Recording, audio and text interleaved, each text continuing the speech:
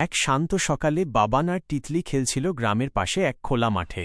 তাদের সাথে ছিল এক রঙিন পাখি। ওড়াউড়ি করছিল, খুনসুটি করছিল ওদের সঙ্গে। হাসিতে মুখর চারপাশটা যেন রূপকথার রাজ্য। হঠাৎ তিতলি বলল, ওই যে বাবান, ওটা কেমন একটা বাড়ি। পুরনো, ভাঙা দরজা, জানালা নেই, যেন বহু বছর কেউ ঢোকেনি। তারা সাহস করে ঢুকে পড়ে সেই রহস্যময় বাড়ির ভিতরে। ঘরের কোণে ওরা খুঁজে পেল একটা জলজলে বাক্স। তার ভিতর একটা প্রাচীন ম্যাপ, জাদুর চিহ্নে ভর্তি। তিতলি বলল, চল এই ম্যাপটা অনুসরণ করি। ওরা চলে গেল গভীর জঙ্গলে।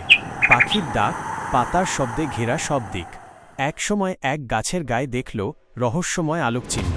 স্পর্শ করতেই খুলে গেল গাছের গায়ে লুকানো দরজা। সেই সুড়ঙ্গ দিয়ে ওরা পৌঁছাল এক জাদুময় ক্রিস্টালের ঘরে। হঠাৎ এক আলো ঝলমলে প্রাণী সামনে এসে বলল, আমি কথা বলি না, তবুও তোমায় অনেক কিছু বলি। আমার চোখ নেই, তবুও আমি দেখাতে পারি। আমাকে খোলা যায়, কিন্তু আমি দরজা নই। আমি কে? বাবান বলল, তিতলি, এটা তো বই। তিতলি জোরে বলল, বই।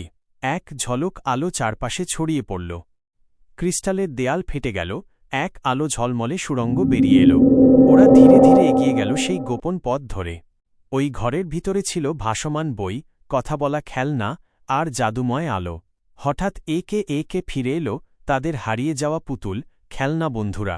তারা জড়িয়ে ধরল বাবান আর তিতলিকে, তোমাদের ভালোবাসা আর সাহসে আমরা ফিরেছি। ঘরের দেয়ালে উদ্ভাসিত হল এক লাইন লেখা, সত্যিকারের জাদু লুকিয়ে থাকে বন্ধুত্বে, সাহসে আর ভালোবাসায়। বাবান আর তিতলি হাসতে হাসতে ফিরে গেল গ্রামের দিকে, হৃদয় ভরে গেল আলোয়।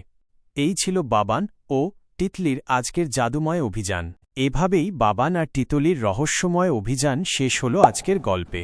দেখা হবে আবার পরবর্তী রূপকথায়। ভিডিওটি ভালো লেগে থাকলে একটা লাইক দিও, বন্ধুদের সঙ্গে শেয়ার করো। আর হ্যাঁ, এমন আরও জাদুময় গল্প পেতে সাবস্ক্রাইব করতে ভুলবে না। পরবর্তী গল্পে দেখা হবে। সীতারাম শিবরাম।